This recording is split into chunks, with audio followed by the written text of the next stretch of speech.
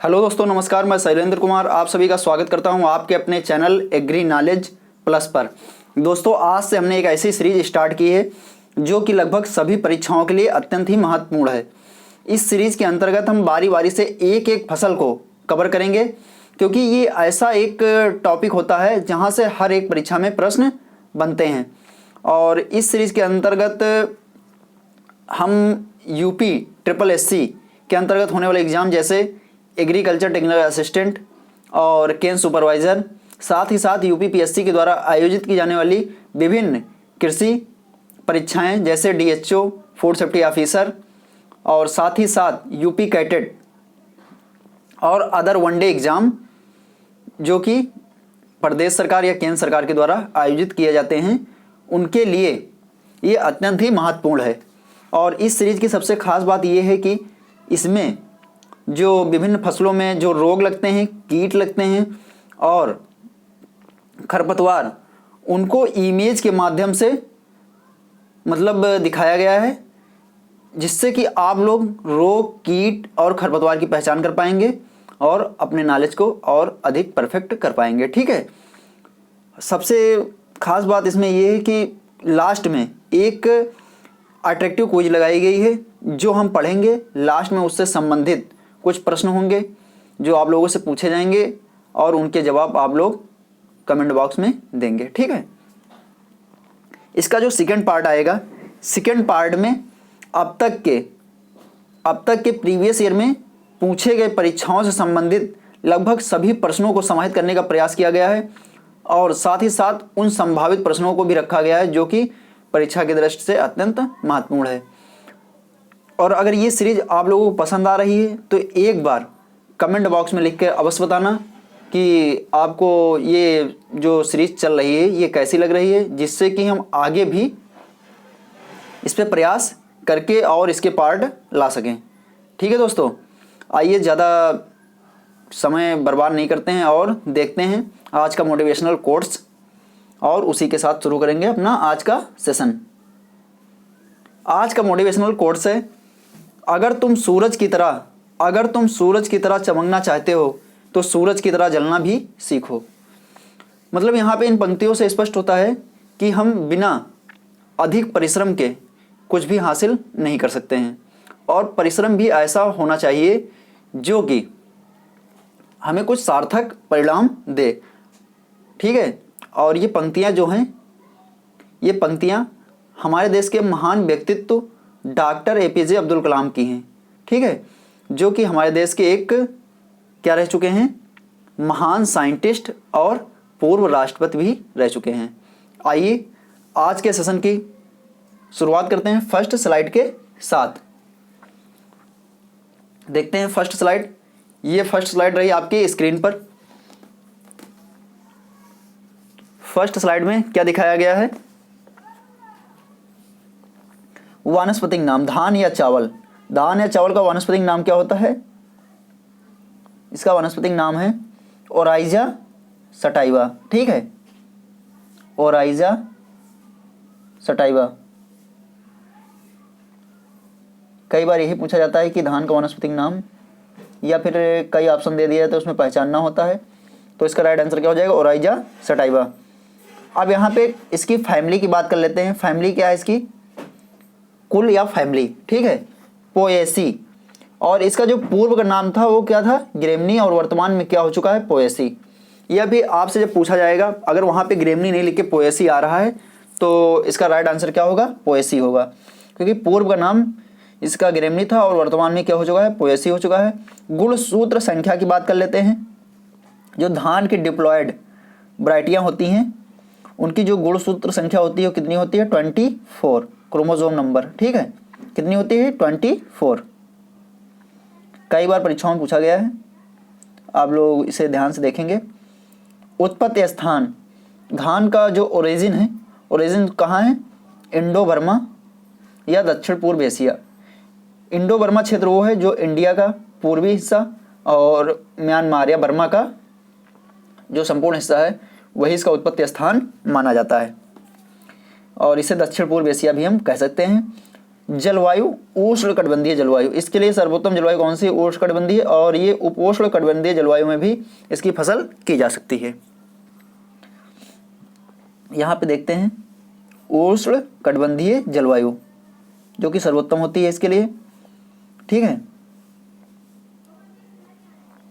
यहीं पे देखते हैं नीचे औसत वर्षा, धान की फसल के लिए औसत वर्षा जो होती है कितनी आवश्यकता होती है? 150 सेंटीमीटर, ठीक है। और यहीं पे हम बात कर लेते हैं जल मांग की। जल मांग, धान की जो जल मांग होती है, क्योंकि विभिन्न फसलों की जल मांग जो होती है भिन्न भिन्न होती है, इसकी जल मांग जो होती है 90 से 250 सेंटीमीटर तक होती है। धान की फसल की जल मांग कितनी होती है? मतलब इसके फसल काल में 90 से 250 सेंटीमीटर तक। आइए आगे बढ़ते हैं और नेक्स्ट स्लाइड देखते हैं। नेक्स्ट स्लाइड है, इस पे सबसे पहले दिया गया बुआई का समय। धान की जो बुआई का समय होता है वो क्या होता है? जून से जुलाई, जून से जुलाई, ठीक है। और बुआई के आधार पे धान का वर्गीकरण, क्योंकि यहाँ से कई बार प्रश्न पूछे गए हैं कि आस जो धान की फसल होती है वो किस सीजन में बोई जाती है, किस सीजन की फसल है। अमन वो किस सीजन की फसल है या किस सीजन में बोई जाती है। बोरो, तो यहाँ से कई बार प्रश्न बन चुके हैं, इसलिए यहाँ पे हम ये चीज़ें स्पष्ट आज देख लेंगे कि कहाँ से कैसे प्रश्न बनते हैं। तो बुआई के आधार पे धान का वर्गीकरण, आस जो होता है ये खरीफ ऋतु की फसल भी कही जाती है, जिसकी बुआई किस मंथ में होती है? मई से जून में होती है, ठीक है। नेक्स्ट है अमन जो इसकी अमन जो है, अमन फसल जो होती है इसे शीत ऋतु की फसल भी कहा जाता है, जो कि जून और जुलाई में बोई जाती है। बोरो की बुआई बसंत ऋतु में होती है और इसकी बुआई जो होती है नवंबर से दिसंबर माह में की जाती है, ठीक है। आस की बात कर लेते हैं, इसे मतलब खरीफ का धान भी कहा जाता है, ठीक है। और इसकी मुख्यतः जो खेती होती है वो बंगाल साइड में, बिहार और बंगाल साइड में की जाती है। अमन की बात कर लेते हैं, इसे रबी का धान या शीत ऋतु का धान भी कहा जाता है। बोरो जो है, ये जो बोरो दिया गया है इसकी बुआई नवंबर दिसंबर में होती है और इसकी जो कटाई होती है, हार्वेस्टिंग जो होती है वो मार्च अप्रैल में होती है। इसे बसंतकालीन धान, यहाँ पे आप लोग थोड़ा ध्यान से देखना, जो अमन धान है इसे रबी का धान कहते हैं और जो बोरो है इसे कौन सा धान कहा जाता है? बसंतकालीन धान कहा जाता है। इसकी खेती जो होती है पश्चिम बंगाल और उड़ीसा में होती है, उड़ीसा साइड में इसकी खेती की जाती है, ठीक है। इसी के साथ आगे बढ़ते हैं और नेक्स्ट देखते हैं। नेक्स्ट स्लाइड है, सिंचाई की क्रांतिक अवस्थाएं, ठीक है। बूटिंग स्टेज, टिलरिंग स्टेज और फ्लावरिंग स्टेज। इसमें जो बूटिंग स्टेज है ये मोस्ट क्रिटिकल स्टेज होती है धान की सिंचाई के लिए, ठीक है। अगर इस मोस्ट क्रिटिकल स्टेज कौन सी है? बूटिंग स्टेज है। अगर इस स्टेज में धान की सिंचाई नहीं की जाती है तो काफ़ी आर्थिक क्षति हो सकती है, ठीक है। और बाकी तीनों स्टेज इंपॉर्टेंट हैं, बूटिंग स्टेज, टिलरिंग स्टेज और फ्लावरिंग स्टेज, ठीक है। ये जो तीनों अवस्थाएं होते हैं, इन अवस्थाओं में धान के खेत में कम से कम 5 सेंटीमीटर जल भराव होना चाहिए। अगर इतना जल भराव खेत में रहता है तो हमें जो धान की पैदावार है वो अधिक देखने को मिलेगी, और इससे कम अगर पानी रहता है या पानी नहीं रहता है तो काफ़ी फसल में नुकसान हो सकता है, ठीक है। अब बात कर लेते हैं खाद एवं उर्वरक की। खाद एवं उर्वरक, ठीक है। खाद उर्वरक की बात करते हैं तो इसके लिए FYM यानी कि फार्म यार्ड मैन्योर, गोबर की खाद, जो लगभग कितनी आवश्यकता होती है? 250 से 300 क्विंटल पर हेक्टेयर।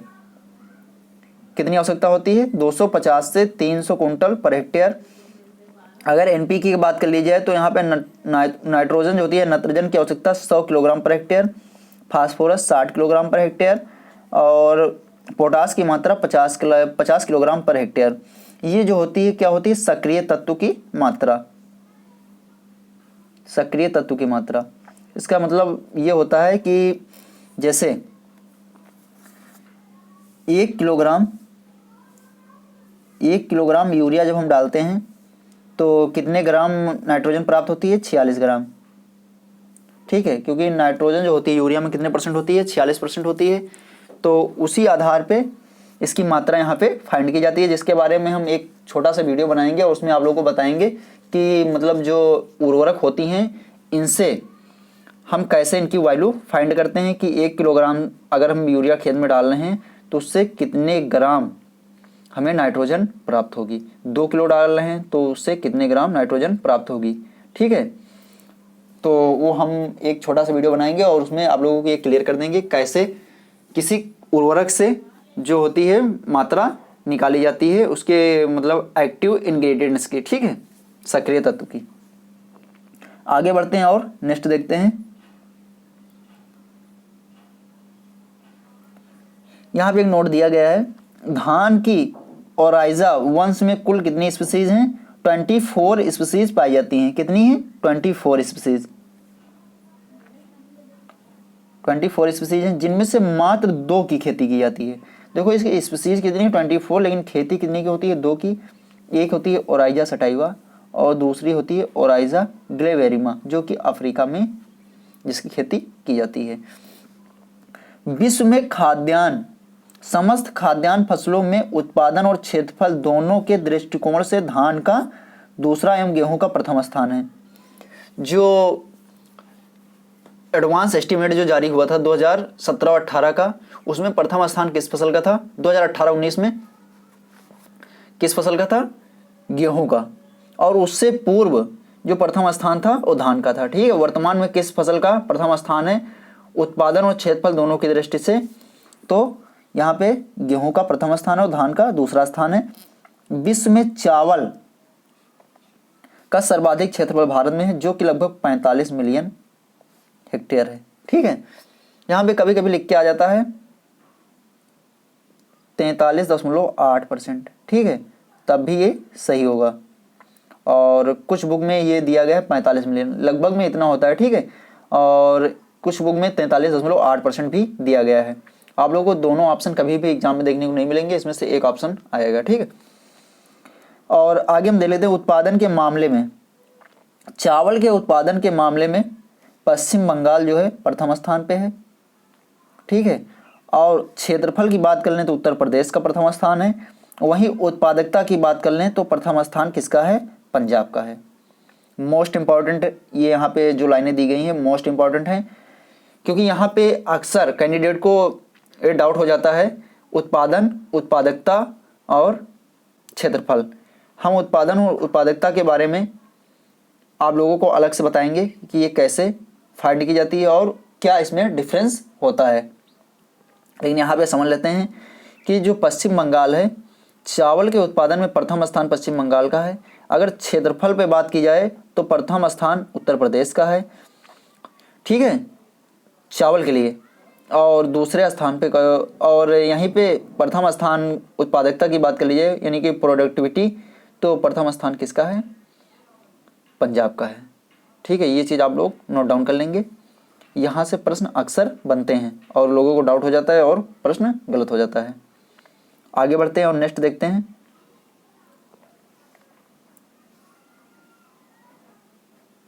नेक्स्ट है भारत में उगाई जाने वाली चावल, नोट्स में दिया गया है भारत में उगाई जाने वाली चावल की उप स्पीसीज।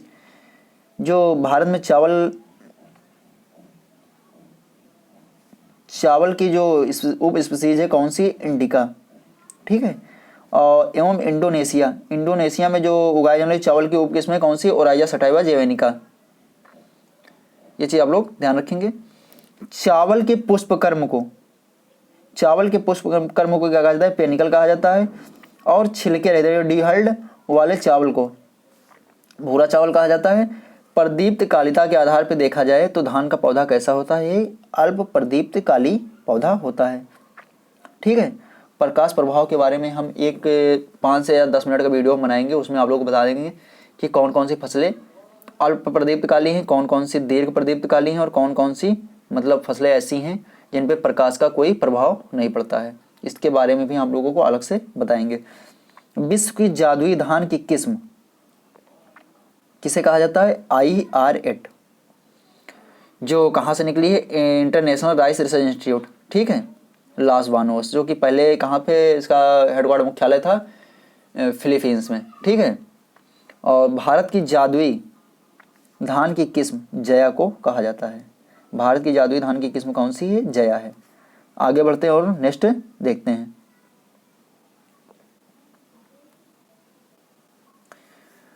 डेपोग मेथड अक्सर एग्जाम में पूछा जाता है कि डेपोग मेथड जो होता है ये किस फसल में अपनाया जाता है या किस फसल से संबंधित है।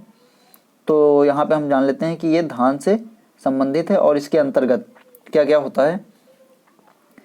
इस विधि का सर्वाधिक प्रयोग कहाँ किया जाता है? फिलीपींस में किया जाता है। इसमें पौध रोपाई के लिए कितने दिन में तैयार होते हैं? 11 से 14 दिन में, ठीक है। कहीं कहीं पे ये आप लोगों को देखने को मिलेगा 12 से 14 दिन, कहीं कहीं लिखा है 11 से 14 दिन, ठीक है। तो ये इसका इसी के रेंज में होगा, ये 11 से 14 दिन में इसमें जो पौध होती है। यही पूछा जाता है एग्जाम में ज़्यादातर कि पौध की रोपाई के लिए डेपोग मेथड में पौध कितने दिन में तैयार हो जाती है धान की? तो 11 से 14 दिन। इस विधि में तख्तों या भूमि, कंक्रीट सरफेस या पॉलीथीन बिछाकर उस पर अंकुरित बीजों से पौध तैयार की जाती है। इस विधि में अन्य विधियों की तुलना में 2.5 गुना अधिक, ठीक है, 2.5 गुना अधिक बीज लगते हैं।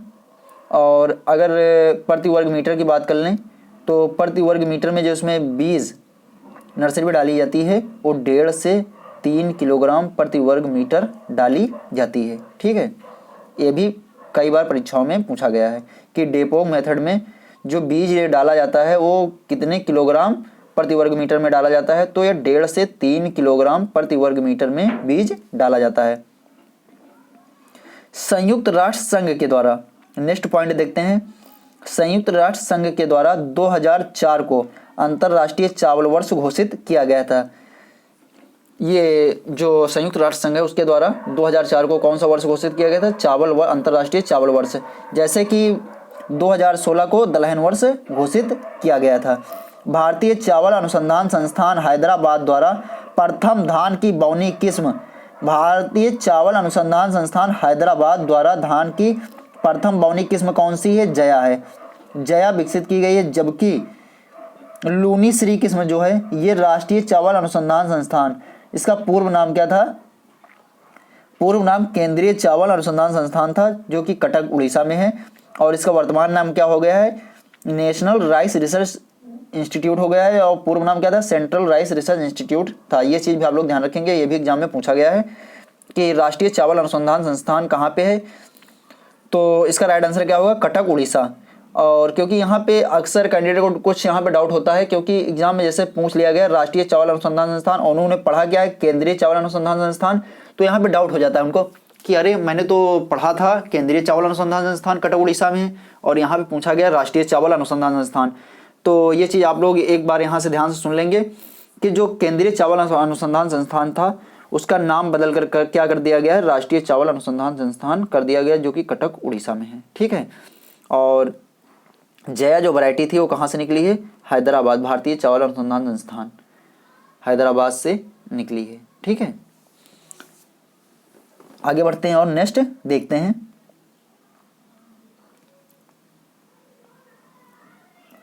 धान की प्रमुख किस्में माही सुगंधा, पूसा सुगंधा, बरानी दीप, शुष्क सम्राट। ये शुष्क सम्राट जो वैरायटी है ये पूर्वी उत्तर प्रदेश, ठीक है, बिहार और पश्चिम बंगाल के लिए सर्वोत्तम पाई गई है, शुष्क क्षेत्रों के लिए, ठीक है। जहाँ पे शुष्क क्षेत्र होते हैं, जहाँ पे पानी की उपलब्धता बहुत कम होती है, उन क्षेत्रों के लिए ये वैरायटी जो है बहुत उपयुक्त पाई गई है। जया, पद्मा, PR10, इंदिरा सोना, मैसूरी, IR8 के बारे में हमने अभी आप लोगों को बता ही दिया था। ये कहाँ से निकली है? Indian international agriculture research institute, ठीक है, फिलीपींस। और जगन्नाथ ये प्रथम उत्परिवर्तित वैरायटी है। लूनीश्री धान की एक ऐसी वैरायटी है जो कि लगभग लवणीय और क्षारीय मृदाओं दोनों में इसकी खेती की जा सकती है। सरयू 52, कृष्णा साकेत, इंदिरा सोना। ठीक है, ये धान की कुछ महत्वपूर्ण वैरायटियाँ हैं। इसके अलावा उत्तर प्रदेश की बात की जाए तो उत्तर प्रदेश के लिए जो जलमग्न क्षेत्र होते हैं उन क्षेत्रों के लिए कौन कौन सी और वैरायटियाँ इंपॉर्टेंट हैं, जैसे चकिया, जलप्रिया, ये वैरायटियाँ जो हैं कि इनकी खेती उत्तर प्रदेश में की जाती है जलमग्न क्षेत्रों में। ठीक है, और यहीं पे हम देख लेते हैं विभिन्न प्रकार के धानों में बीज की मात्राएं, विभिन्न प्रकार के धानों के लिए बीज की मात्राएं। ठीक है, चकिया वैरायटी जो है आप लोग याद रखेंगे, चकिया वैरायटी जो है ये जलमग्न क्षेत्रों के लिए चकिया 59 जो चकिया 59 ऐसे लिखा, ऐसे आएगा एग्जाम में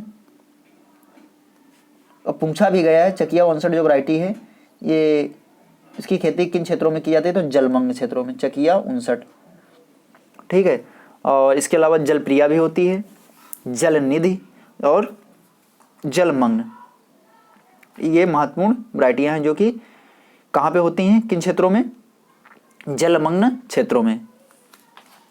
आगे देखते हैं, यहाँ पे दिया गया है कुछ विभिन्न प्रकार के धानों के लिए बीज की मात्राएं। एक बार ध्यान से देखते हैं। संकर धान यानी कि हाइब्रिड धान जो होता है, हाइब्रिड धान के लिए 15 किलोग्राम प्रति हेक्टेयर बीज की आवश्यकता होती है, जिसके बारे में आप लोग परिचित भी होंगे, क्योंकि अब वर्तमान समय में देखा जाए तो देसी धान की जो बुआई है वो बहुत कम हो गई है और ज़्यादातर संकर धान की खेती की जा रही है। डेपोग मेथड में जो बीज की मात्रा होती है वो 1.5 से 3 किलोग्राम प्रति वर्ग मीटर होती है, जिसके बारे में पहले हमने बता भी दिया है। श्री विधि जिसे SRI भी मेथड भी कहा जाता है, इसमें जो बीज की मात्रा होती है कितनी लगती है, 5 से 6 किलोग्राम प्रति हेक्टेयर, SRI विधि। ठीक है, जिसे श्री विधि के नाम से भी जाना जाता है। छिटकुआ विधि में 100 किलोग्राम प्रति हेक्टेयर और ड्रिलिंग के द्वारा अगर बुआई की जाती है तो इसमें 60 किलोग्राम बीज प्रति हेक्टेयर की आवश्यकता होती है। आगे बढ़ते हैं और नेक्स्ट देखते हैं। यहाँ से कई बार प्रश्न पूछे गए हैं, इसलिए ये चीज़ें आप लोग नोट डाउन कर लेंगे, तो यहाँ से अक्सर प्रश्न बनते हैं। आगे देखते हैं next slide. System of rice intensifications यानी कि SRI पद्धति या श्री विधि देखते हैं इसके बारे में, जिसके बारे में अभी मैंने बताया था कि 5 से 6 किलोग्राम बीज इसमें आवश्यकता लगती है। ये वही विधि है, क्योंकि ये विधि भी कई बार परीक्षाओं में पूछी गई, इसलिए यहाँ पे हम इसके बारे में चर्चा कर लेते हैं। ये विधि कहाँ से निकली थी, मेडागास्कर विधि के नाम से भी इसे जाना जाता है। मेडागास्कर कहाँ पे पड़ता है, मेडागास्कर जो ये विधि मतलब जो इसी विधि से ज़्यादातर खेती की जाती है, कहाँ पे, मेडागास्कर में। मेडागास्कर अफ्रीकन कंट्री है। ठीक है, और मेडागास्कर विधि धान उत्पादन की एक तकनीक है जिसके द्वारा पानी बहुत कम प्रयोग से भी धान का बहुत अच्छा उत्पादन संभव है। इस विधि में जो होता है कि मतलब इसमें पानी बहुत कम लगता है और इसमें इसे सघन धान प्रणाली यानी कि system of rice intensification SRI पद्धति भी के नाम से भी जाना जाता है, जहां पारंपरिक तरीकों में धान के पौधों में पानी से भरे खेतों में उगाया जाता है। वहीं मेडागास्कर तकनीक में क्या होता है, पौधों की जड़ों में नमी बरकरार रखना ही पर्याप्त होता है, क्योंकि इसमें नमी अगर हम खेत में बनाए रखते हैं तब भी धान की अच्छी उपज ली जा सकती है। ठीक है, और बाकी आप लोगों ने देखा जो परंपरागत मेथड होते हैं उसमें हमें क्या होता है, खेतों में जल भरना पड़ता है और कुछ उसकी जो स्टेजें बताई थी उन काल में जो होता है कि मतलब जैसे टिलरिंग स्टेज है और कौन सी मैंने स्टेज बताई थी अभी आप लोगों को, 3 स्टेजें बताई थी, बूटिंग स्टेज है। इन स्टेजों में कम से कम 5 सेंटीमीटर जल भरा होना चाहिए, लेकिन इस विधि में ऐसा कुछ नहीं है। इसमें अगर खेत में नमी भी बनी हुई है तब भी हम अच्छी उपज प्राप्त कर सकते हैं। यद्यपि देखा जाए तो सिंचाई के साधन उपलब्ध होने चाहिए, क्योंकि सिंचाई की आवश्यकता अगर बहुत ही सूखा पड़ रहा है तो कुछ न कुछ तो हमें सिंचाई करनी पड़ेगी, इसलिए सिंचाई के पर्याप्त साधन होने चाहिए। इस विधि में पानी, पूंजी, श्रम कम लगता है, वहीं 300% तक अधिक पैदावार होती है। इस विधि में क्या होता है पैदावार जो होती है वो 300% तक अधिक होती है। भारत में अनेक स्थानों पर इस विधि को अपनाया जा रहा है। वहीं उत्पादन की बात कर ली जाए तो 8 से 10 टन प्रति हेक्टेयर धान देखने को मिल रहा है। इसी विधि के बारे में, यही विधि एक बार चर्चा में आ गई थी, तो जिसमें बताया गया था कि एक सुमंत कुमार थे जो कि कहाँ के थे, बिहार के थे। उन्होंने मतलब ये दावा किया था कि मैंने 22.4 टन धान की जो उपज है वो इस विधि से प्राप्त की है, जो कि उनके नाम से एक वर्ल्ड रिकॉर्ड भी बन गया था। ठीक है। अफ्रीकी देश मेडागास्कर में सन 1983 में फादर हेनरी डी लाउलेनी ने इस तकनीक का आविष्कार किया था। किसने इसका आविष्कार किया था? अफ्रीकी देश मेडागास्कर में सन 1983 में फादर हेनरी डी लाउलेनी ने इस तकनीक का आविष्कार किया था। यहाँ पे ये चीज़ ध्यान देने वाली है, क्योंकि जब एग्जाम में पूछा जाता है कि जो सिस्टम ऑफ राइस इंटेंसिफिकेशन जो विधि है, सरी विधि है, ये कहाँ से निकली है, तो उसमें ऑप्शन होंगे IARI, ठीक है, और एक होगा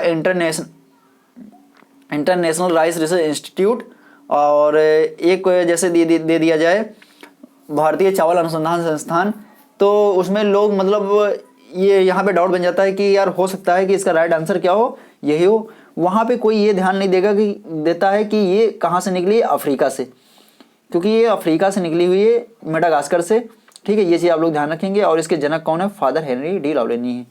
तो अक्सर लोग क्या करते हैं, इंटरनेशनल राइस रिसर्च इंस्टीट्यूट वाला ऑप्शन सेलेक्ट कर लेते हैं, जो कि गलत हो जाता है।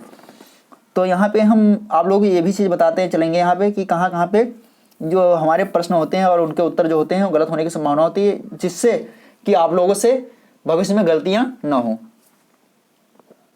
आगे बढ़ते हैं और नेक्स्ट देखते हैं।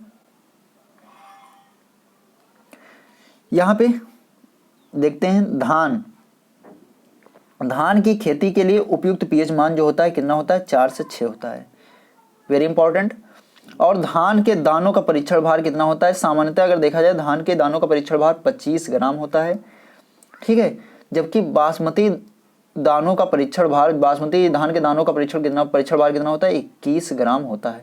ये कई बार परीक्षाओं में पूछा गया कि बासमती धान के दानों का जो परीक्षण भार होता है कितना होता है? 21 ग्राम। ये बासमती धान के 1000 दानों का परीक्षण भार होता है 21 ग्राम। 1000 दानों का जो भार होता है उसी को क्या कहते हैं? परीक्षण भार कहते हैं। धान में बौनेपन गुण यानी ड्वार्फिंग कैरेक्टर के लिए उत्तरदायी जीन कौन सा होता है? डीजीओजेन होता है, तथा ओराइजा सटाइवा जो कि एक डिप्लॉयड स्पीसीज है। क्रोमोसोम की संख्या इसमें यानी कि गुणसूत्र नंबर इसमें कितना होता है? 24 होता है, जिसके बारे में हम फर्स्ट स्लाइड में भी चर्चा कर चुके हैं। अब नेक्स्ट पॉइंट देखते हैं, गोल्डन राइस। जो गोल्डन राइस होता है यानी कि सुनहरा चावल, इसमें किस चीज़ की मात्रा सबसे सर्वाधिक होती है? तो विटामिन ए की, और ये लगभग में 37 ppm तक पाया जाता है। सुपर राइस की कल्पना जो थी, सुपर राइस की कल्पना यानी ये कभी कभी लिख के महाधान भी लिख के आता है, तो आप लोग थोड़ा परेशान ना होना। सुपर राइस और महाधान दोनों एक ही चीज़ें हैं। इसकी जो कल्पना थी वो किसने दी थी? GS खुश ने दी थी। और लावणीय व क्षारीय मृदाओं के लिए पहली सुपर राइस वैरायटी कौन सी थी? लूनीश्री थी, जिसके बारे में हम पहले भी बता चुके हैं। आगे बढ़ते हैं और नेक्स्ट देखते हैं।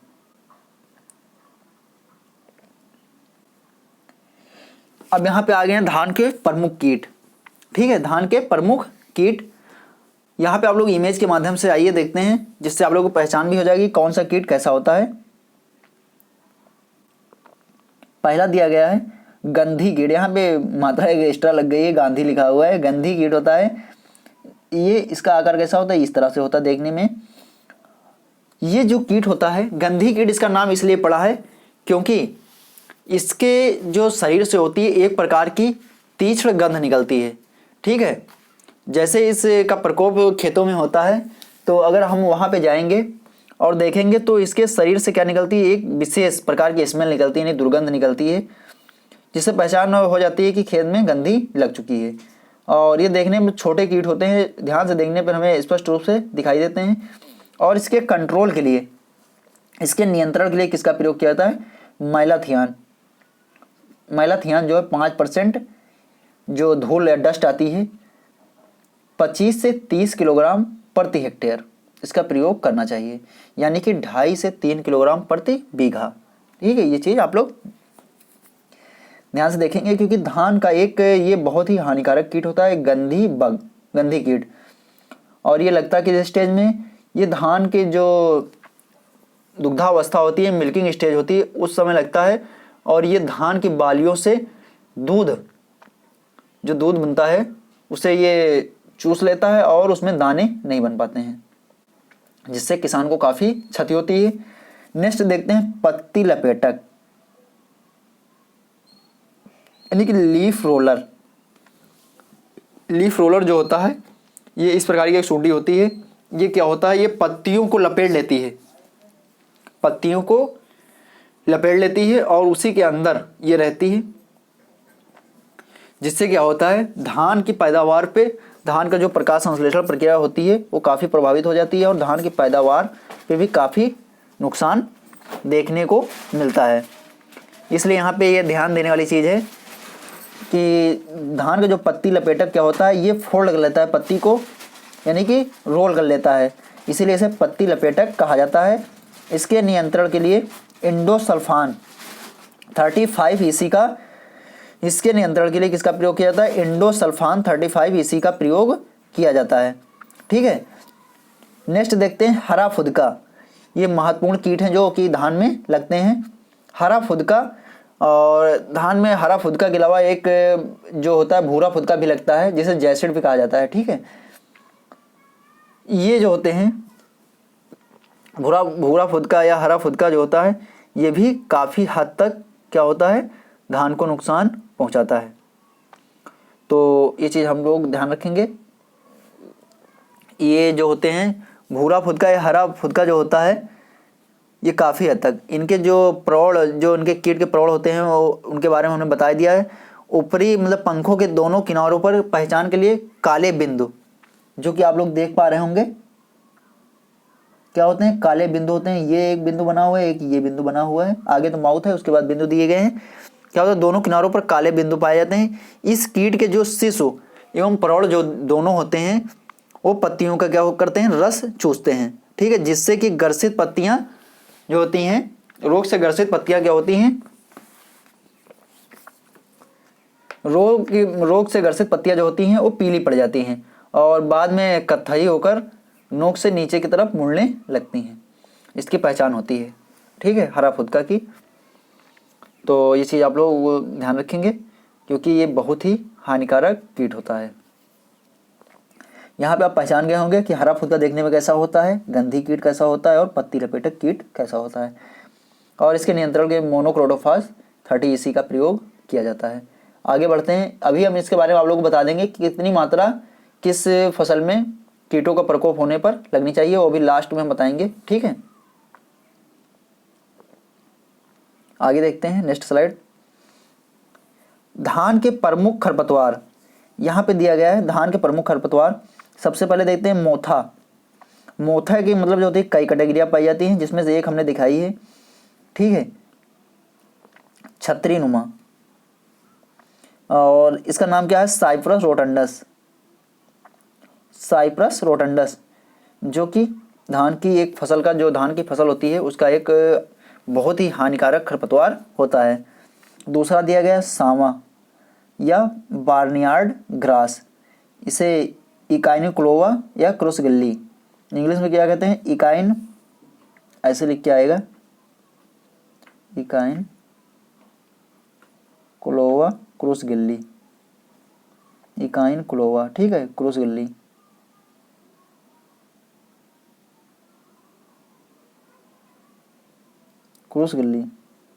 ठीक है, जिसे लोकल भाषा में हम लोग क्या कहते हैं, धान की ढेड़।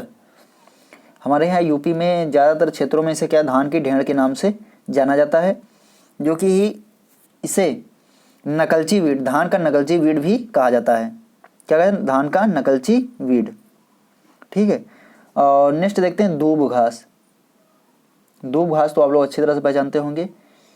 ये अगर खेतों में बहुत ज़्यादा बढ़ जाती है तो भूमि को ये जकड़ लेती है, बिल्कुल जकड़ लेती है भूमि को, जिससे क्या होता है कि जो पौधों की जो जड़ों का विकास बहुत कम हो पाता है।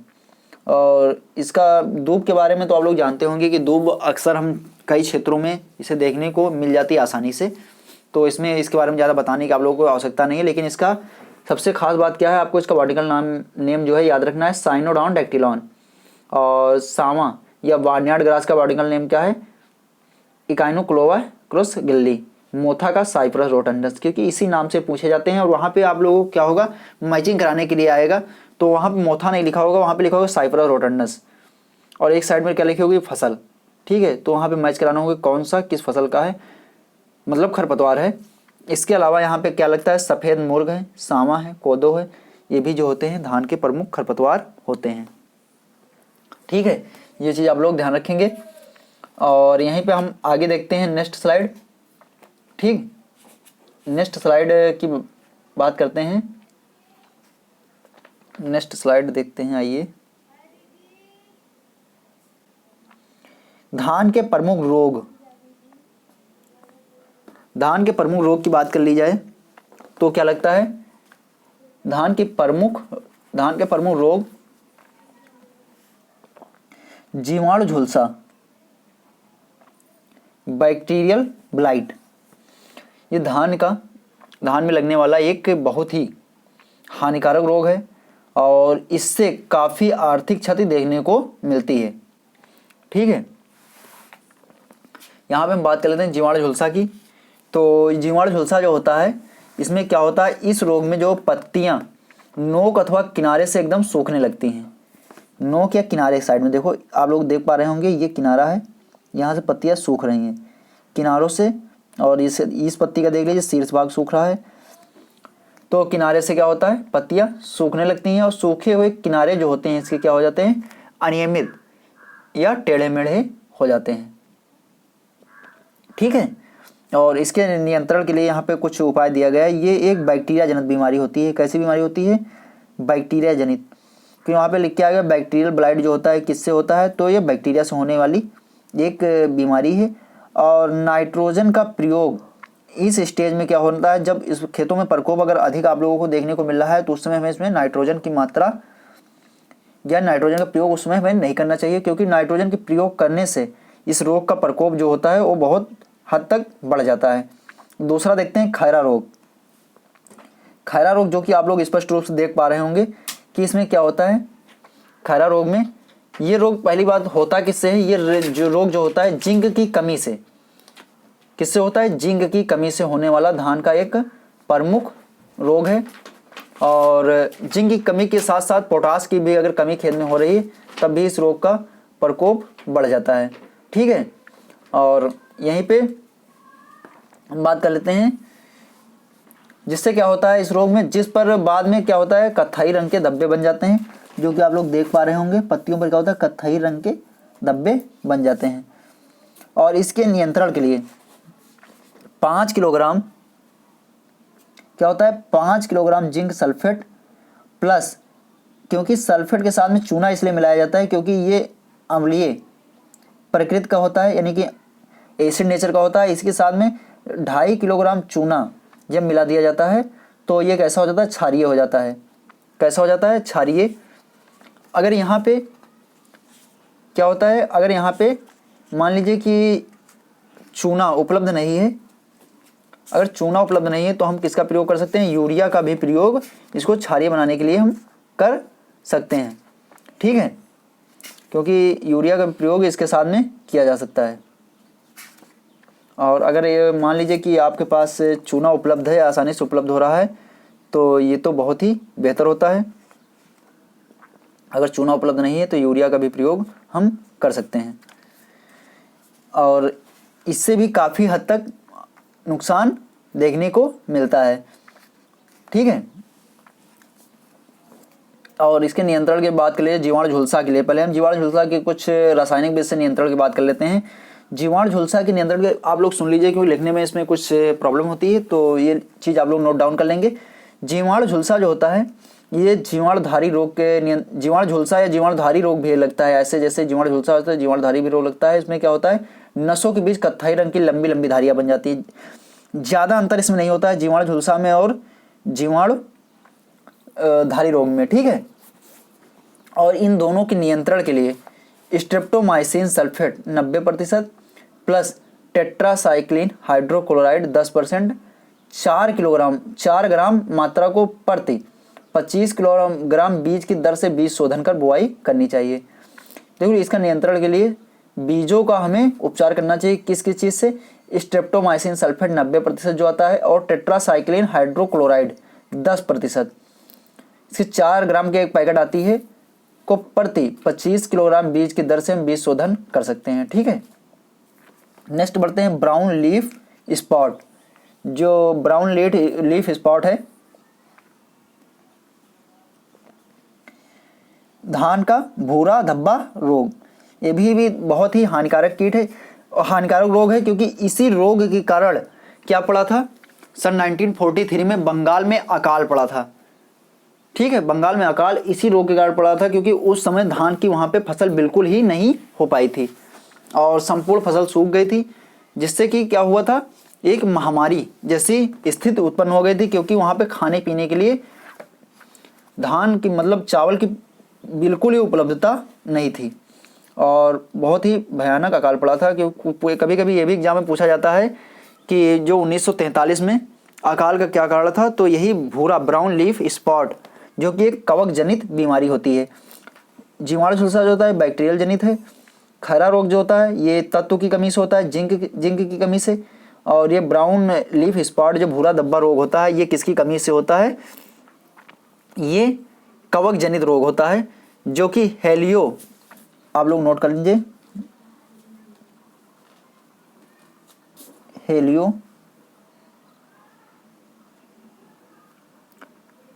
हेलमिंथो, ठीक है, हेलमिंथोस्पोरियम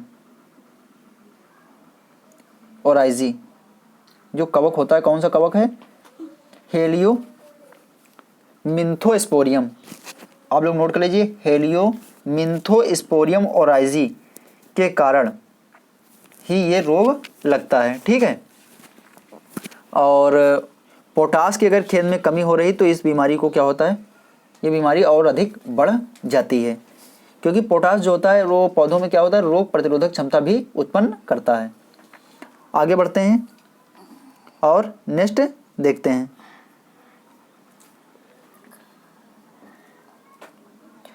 यहीं पे आप लोगों को कुछ चीज़ें और भी बताए दे रहे हैं, आप लोग ध्यान से सुन लीजिए, क्योंकि स्लाइड में हर चीज़ शामिल करना संभव नहीं था। जो झोंका रोग होता है धान का, झोंका रोग भी इसमें धान में लगता है। झोंका रोग पहचान पहले बताए दे रहे हैं, पहचान क्या होती है। इस रोग में जो होता है पत्तियों पर आँखों की आकृति के धब्बे बन जाते हैं, आँख नुमा। पत्तियों पर कैसे धब्बे बनते हैं, आँखों की आकृति के धब्बे बन जाते हैं, जो मध्य में राख के रंग के, ठीक है, और किनारे गहरे कत्थई रंग के होते हैं। पत्तियों के अतिरिक्त बालियां, डंठलों एवं पुष्प शाखाओं पर क्या होता है, गांठों पर भी काले या भूरे धब्बे बन जाते हैं। और झोंका रोग के नियंत्रण के लिए जो 75% वाला जो थीरम आता है उसका प्रयोग हम कर सकते हैं। और इसका प्रयोग कहाँ पे किया जाता है, बीज उपचार में।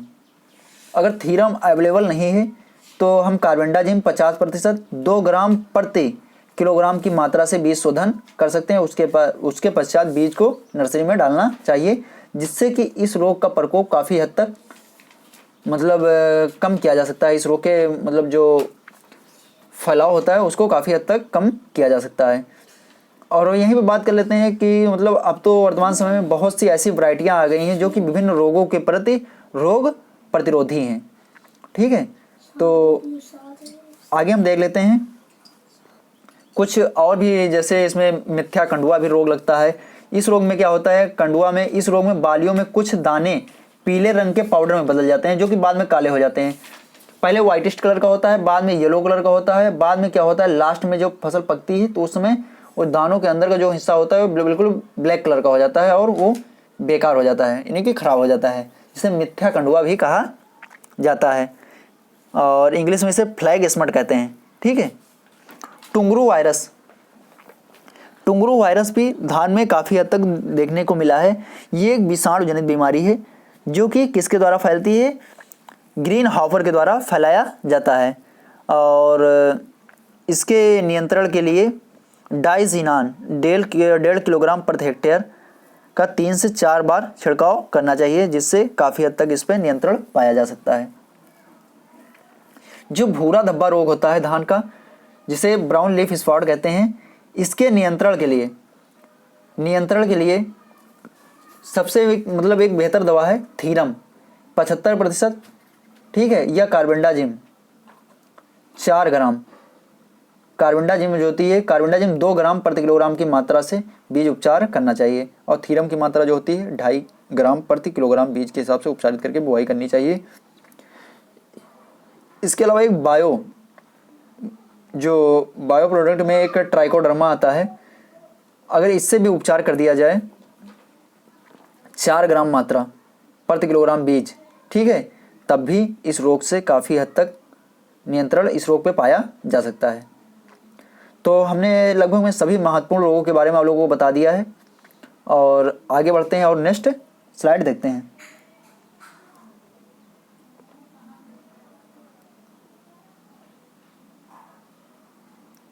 यहाँ पे कुछ महत्वपूर्ण तथ्य दिए गए हैं जो कि धान से रिलेटेड हैं। आइए इनको बारी बारी से देख लेते हैं। अंतर्राष्ट्रीय चावल अनुसंधान संस्थान लास बानोस या फिलीपींस में स्थित है।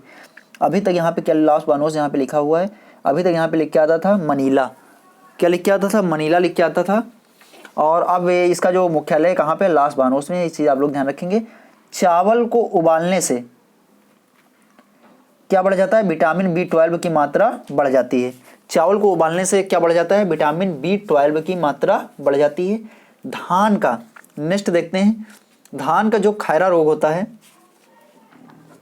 धान का खैरा रोग, और जो ये चावल होता है उबाला हुआ चावल, ये इसे क्या कहते हैं इंग्लिश में, पैराबॉइल्ड राइस या उसना चावल भी कहा जाता है, क्योंकि एग्जाम में कभी कभी ये आ जाता है उसना चावल या पैराबॉइल्ड चावल क्या है। तो जो उबाला गया चावल होता है, धान को कुटाई से पूर्व, धान की कुटाई से पूर्व जब चावल को या धान को उबाला जाता है तो उसी को क्या कहते हैं, उसना चावल या पैराबॉइल्ड राइस भी कहा जाता है। ये चीज़ आप लोग ध्यान रखेंगे। धान का खैरा रोग जो होता है किसकी कमी से, जिंक की कमी और पोटास की अधिकता। देखिए कुछ चीज़ें होती हैं जो कि पोटास की अधिकता से, जिसमें से एक एग्जांपल आपके सामने दिख रहा है, शायद मैंने पहले इसके बारे में बताया था, तो उसमें मैंने पोटास बता दिया, पोटास की कमी, लेकिन पोटास की कमी नहीं, पोटास की अधिकता होती है। धान का खैरा रोग जो होता है जिंक की कमी और पोटास की अधिकता से होता है। और जबकि जो इसका ब्राउन लीफ स्पॉट है, और साथ में अभी मैंने आप लोगों को एक और भी बताई थी इसका, इससे संबंधित बीमारी, जिसमें क्या होता था, ब्राउन लीफ स्पॉट, और इसके अलावा क्या बताया था, जो ब्लास्ट होता है, जीवाणु झुलसा होता है, और भूरा धब्बा रोग। इसमें क्या होता है, अगर पोटास की कमी है तब इस रोग का प्रकोप बढ़ता है, और नाइट्रोजन का अधिकता। लेकिन यहाँ पे क्या होता है, जो खैरा रोग होता है इसमें अगर जिंक की कमी है और पोटास की अधिकता, तब भी इस रोग का प्रकोप बढ़ने के चांस बन जाते हैं। धान के ब्लास्ट रोधी किस्म, धान की ब्लास्ट रोधी किस्म जो है ये कौन सी है, धान की ब्लास्ट रोधी किस्म कौन सी है, साबरमती। और विषाक्ता रोधी जो किस्म है फाल्गुना है, फाल्गुना, ठीक है, फाल्गुना जो वैरायटी है इसकी विषाक्त रोधी है। और कौन सी वैरायटी यहाँ पे जो दी गई है, साबरमती, ये ब्लास्ट रोधी इसकी एक किस्म है। आगे देखते हैं धान के खेत के लिए सर्वोत्तम उर्वरक या खाद जो होती है कौन सी होती है, अमोनियम सल्फेट। और इसमें बात कर लें नाइट्रोजन की तो 20.6% होता है, और सल्फर की बात कर ली जाए तो 24.5% होता है। धान के खेत से निकलने वाली गैसें कौन सी होती है, मीथेन गैस होती हैं, ठीक है। धान से निकलने वाली गैस के एग्जाम में भी पूछा गया कि धान के खेत से कौन सी गैस निकलती है, मीथेन गैस निकलती है। चावल में जो खुशबू आती है वो डाईएस्टाइल 1 प्रोलीन के कारण होती है। किसके कारण होती है, डाईएस्टाइल 1 प्रोलीन। बीजों की आनुवांशिक शुद्धता हेतु चावल में आधार बीज और प्रमाणित बीज दोनों के लिए पृथक्करण दूरी 3 मीटर रखी जाती है। जब इनके जो चावल यानी कि इसके जो बीज उत्पन्न किए जाते हैं तो उसमें आनुवांशिक शुद्धता बनाए रखने के लिए आधार बीज और प्रमाणित बीज दोनों के लिए जो पृथक्करण की दूरी होती है वो कितनी रखी जाती है? 3 मीटर रखी जाती है। ये भी एग्जाम में पूछा गया है। आगे बढ़ते हैं और नेक्स्ट देखते हैं। संकर धान के जनक, संकर धान के जनक कौन है?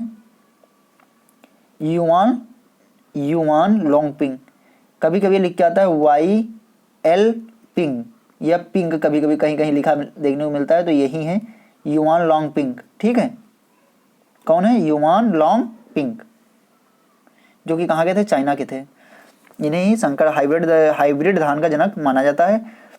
पूसा 1460 ब्रांड नाम जो है इसका क्या है? सुगंध। विश्व का पहला सुपर फाइन अनाज है। विश्व का पहला सुपर फाइन अनाज है। और ये जो था किस बीज से उत्पादित किया गया था? ये पहला, विश्व का पहला सुपर फाइन अनाज कौन सा है? सुगंध, जिसे पूसा 1460 भी कहते हैं, जो कि पूसा संस्थान के द्वारा निकाला गया है। और ये पहला बायोटेक चावल है। ये दुनिया का पहला बायोटेक चावल भी है। पानी के रिसाव को कम करने हैं तो खेतों में क्या है? पडलिंग या पंख भंजन की क्रिया की जाती है। भारत विश्व का 22.8% धान उत्पादित करता है। कितने परसेंट धान उत्पादित करता है? 22.8%, जिसके अंतर्गत भारत में क्षेत्रफल लगभग कितना है? 44 मिलियन हेक्टेयर है। कितना है? 44 मिलियन हेक्टेयर क्षेत्रफल इसके अंतर्गत भारत में है। चावल में प्रोटीन जो होती है 6 से 7% पाई जाती है। इसी प्रकार एक ब्राउन राइस जो आता है उसमें जो प्रोटीन होती है लगभग में वो 7 से 9% तक पाई जाती है। और सामान्यतः चावल में प्रोटीन जो होती है वो 6 से 7% पाई जाती है। कार्बोहाइड्रेट की मात्रा 72 से 76% तक पाई जाती है। नेक्स्ट देखते हैं, डायरेक्टोरेट ऑफ राइस रिसर्च का वर्तमान नाम क्या हो गया है? इसके बारे में भी बताया भी था मैंने। Indian institute of rice research, जो कि राजेंद्र नगर हैदराबाद में है। हैदराबाद का है? आंध्र प्रदेश। ठीक है, डायरेक्टोरेट ऑफ राइस रिसर्च, जिसका वर्तमान में नाम क्या हो चुका है? Indian institute of rice research, जो कि कहाँ पे? हैदराबाद में है। सेंट्रल राइस रिसर्च इंस्टीट्यूट का वर्तमान नाम क्या है? नेशनल राइस रिसर्च इंस्टीट्यूट, जो कि विद्यानगर कटक उड़ीसा में है। सेंट्रल जो केंद्रीय चावल अनुसंधान संस्थान था उसका नाम क्या हो चुका है अब? राष्ट्रीय चावल अनुसंधान संस्थान, जो कि विद्यानगर कटक उड़ीसा में स्थित है। आइए आगे बढ़ते हैं और देखते हैं कुछ चीज़ें। कुछ आपको हम दवाओं के बारे में बता रहे हैं जो कि अक्सर परीक्षाओं में पूछी जाती हैं। तो कुछ दवाएं हम देख लेते हैं। जैसे ये जो हरा फुदका होता है धान में लगता है या भूरा फुदका लगता है, इसके नियंत्रण के लिए हरा फुदका या भूरा फुदका, ठीक है। इसके नियंत्रण के लिए इमिडाक्लोप्रिड, जो कि बहुत ही जानी मानी दवा है, इमिडाक्लोप्रिड 17.8%, ठीक है। इसका प्रयोग जो होता है 125 ml जो मात्रा होती है, कितने लीटर के लिए?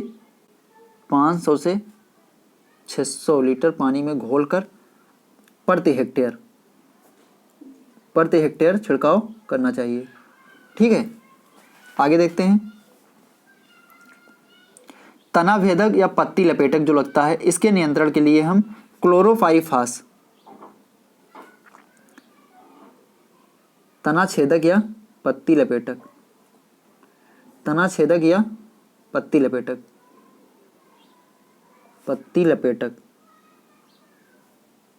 पत्ती लपेटक के नियंत्रण के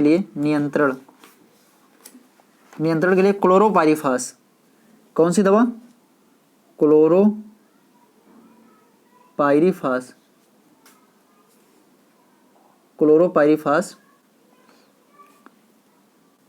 20%, क्लोरोपाइरिफास 20%, 1.5 लीटर मात्रा 500 से 600 लीटर पानी में घोलकर प्रति हेक्टेयर स्प्रे करना चाहिए, ठीक है। और गंधी बग की बात कर लेते हैं। गंधी बग के नियंत्रण के लिए, गंधी बग के नियंत्रण के लिए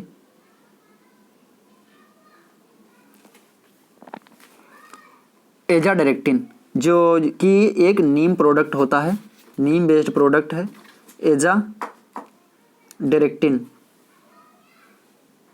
एजाडायरेक्टिन जो होता है 0.15% EC इमल्सिफाइड कंसंट्रेशन, ठीक है।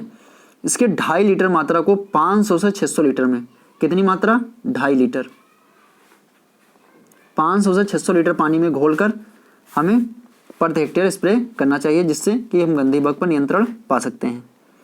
और इसके अलावा बहुत सी दवाएं भी और भी होती हैं, जैसे तनाभेदक और पत्ती लपेटक के लिए कार्टाप को हाइड्रोक्लोराइड का भी प्रयोग करते हैं, ट्राइजोफास का भी प्रयोग करते हैं, ठीक है।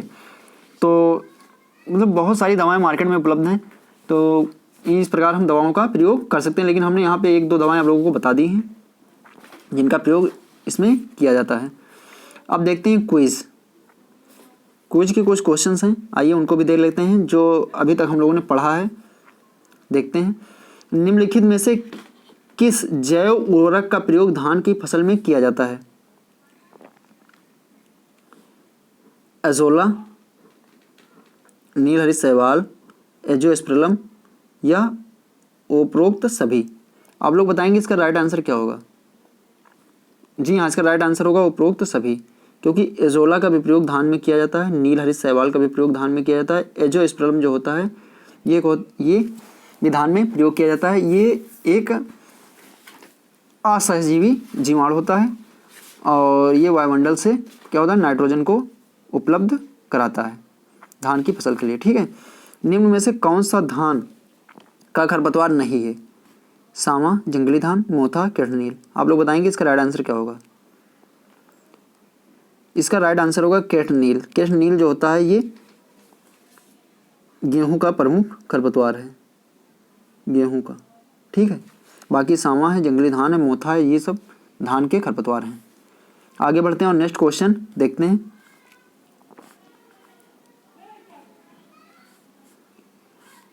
धान में से किसका प्रयोग, निम्न में से किसका प्रयोग धान में खरपतवार नियंत्रण के लिए किया जाता है? बूटाक्लोर, आइनलोफास, 2,4-D और उपरोक्त सभी? आप लोग बताएंगे इसका राइट आंसर क्या होगा। इसका राइट आंसर होगा उपरोक्त सभी, उपरोक्त सभी, ठीक है।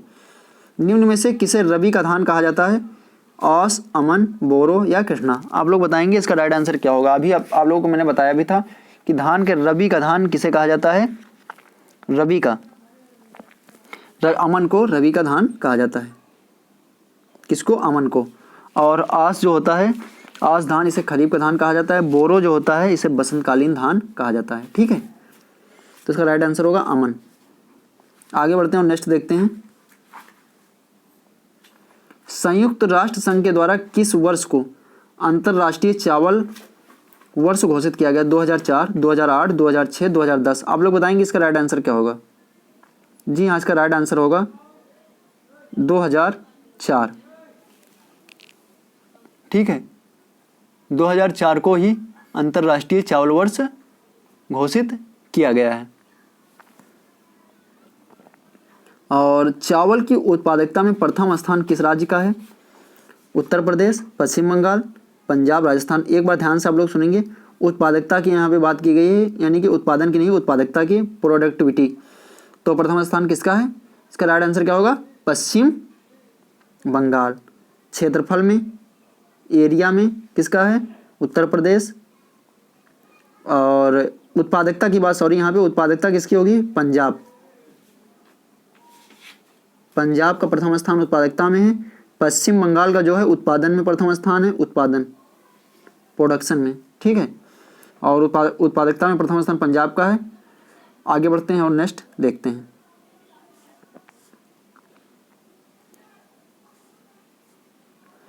SRI विधि में कितने किलोग्राम बीज प्रति हेक्टेयर की आवश्यकता होती है? आप लोग बताएंगे इसका राइट आंसर क्या होगा।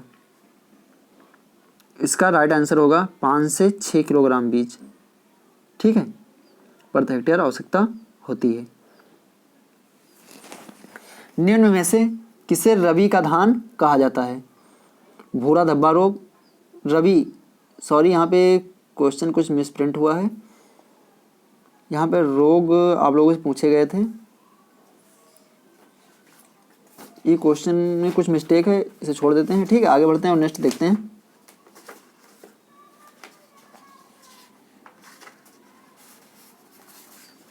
दोस्तों आज के सेशन में यहीं तक, आगे हम कंटिन्यू करेंगे नेक्स्ट सेशन में, जिसके अंतर्गत हम धान से संबंधित जो अभी तक के प्रश्न एग्जाम में पूछे गए हैं वो सभी प्रश्न शामिल करेंगे और उन संभावित प्रश्नों को भी शामिल किया जाएगा जो कि भविष्य में पूछे जाने की संभावना है। इसलिए दोस्तों इसका सेकंड पार्ट जो आएगा वो प्रैक्टिस बेस होगा, जिससे आप लोग ज़रूर अटेम्प्ट करना। ठीक है, और अगर आपको ये लेक्चर पसंद आया होगा तो कृपया इसे लाइक करना और अपने दोस्तों को ज़्यादा से ज़्यादा शेयर करना। Thank you.